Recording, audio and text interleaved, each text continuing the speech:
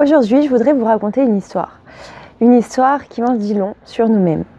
Alors, il était une fois un homme d'affaires qui va faire une transaction où il achète un énorme diamant, absolument magnifique. Et donc, il fait sa transaction avec le bijoutier ou le diamantaire et il se fait suivre par un voleur professionnel qui voit la transaction. Et là, il a les yeux qui s'ouvrent grands et il se frotte les mains et se dit « ça y est, je détiens la richesse, je vais pouvoir enfin vraiment m'épanouir, prendre ce diamant et j'aurai plus besoin de faire ce métier. » Et puis, il voit que cet homme d'affaires va prendre le train. Donc il dit, je vais le suivre.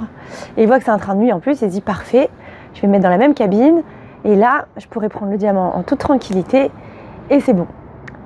L'affaire est dans le sac, comme on dit. Bon, il prend donc le même train comme prévu. Ils sont dans la même cabine.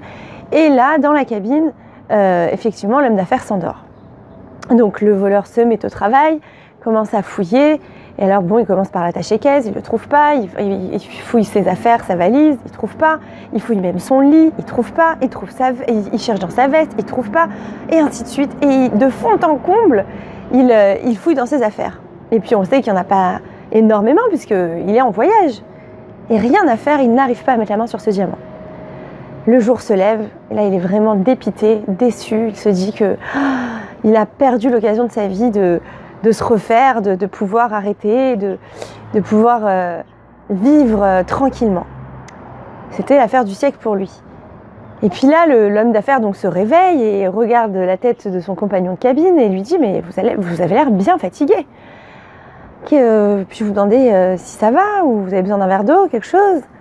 Alors il lui dit « je vous remercie, non, j'ai besoin de rien, mais voilà, je vais vous avouer une chose que je n'ai pas l'habitude d'avouer. Mais vraiment ma curiosité, là vous avez aiguisé ma curiosité, j'ai vraiment besoin de savoir et j'ai besoin de comprendre.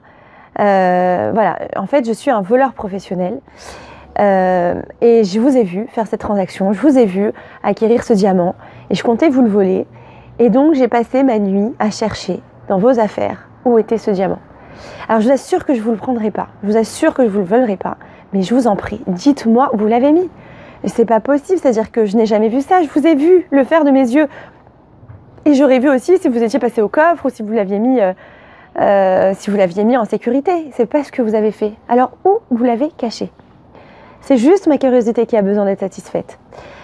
Alors là, l'homme d'affaires, très perspicace, il lui sourit et il lui dit « mais vous savez, je savais très bien que vous étiez un voleur et je savais très bien, j'avais très bien remarqué que vous m'aviez repéré. Et donc, j'ai mis le diamant dans un endroit où j'étais sûre que vous n'iriez pas chercher. » Alors, on va dire « ah bon, bah où ça ?» Eh bien, dans la poche de votre veste. Alors, cette histoire, en fait, vous avez bien compris, c'est une parabole un petit peu pour nous montrer. En nous, nous avons tous un diamant. Nous sommes tous un diamant, nous avons tous cette étincelle extraordinaire, un potentiel magnifique à développer.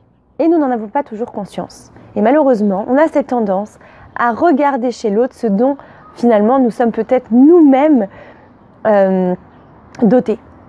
On va observer l'autre, on va peut-être parfois l'envier, on va même se comparer, on ne va pas se sentir à la hauteur, on va parfois essayer de trop l'imiter, on va essayer de le copier et on va s'éviter en fait la chance de se donner notre chance à nous, de nous développer, de nous épanouir. En réalité, en chacun d'entre nous, il y a ce diamant qui ne demande qu'à briller.